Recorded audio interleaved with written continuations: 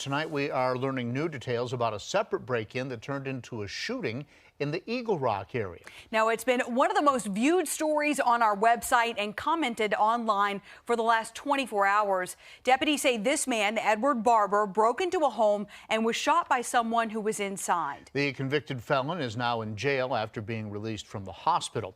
10 News reporter Tommy Lopez tonight has more on why it can be within your rights to turn the tables on an intruder. An intruder was shot after breaking into an Eagle Rock area home Thursday afternoon. The homeowner says the man, who police identified as Edward Barber, pointed a gun at a woman inside, demanded the keys to this truck, and fired shots. That's when another person inside shot Barber in the neck. It's the danger is right there at that moment. It gives them the legal right to defend themselves. Dr. Todd Burke, a criminal justice expert, has published work on home invasions and believes, based on the evidence he's seen, that the homeowners were well within their rights. Whether they use that weapon or not, there's a weapon involved, and it's the fear that's placed on the victim or victims in the case if they feel that their life or their family members or someone else nearby is in danger, they can use self-defense. Burke says that whether an intruder breaks in or someone opens up the door and they lie in order to get inside, it's still breaking and entering.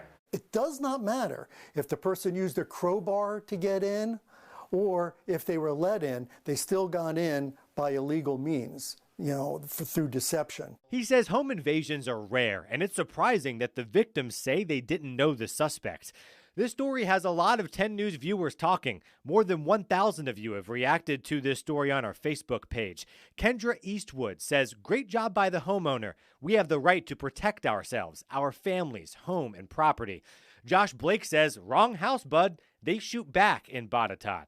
And Lucille Wyatt says, "Great job on the homeowner. That's what needs to be done. We live too far out to wait on the police. I will do anything I can to save my family." I'm Tommy Lopez, 10 News, working for you.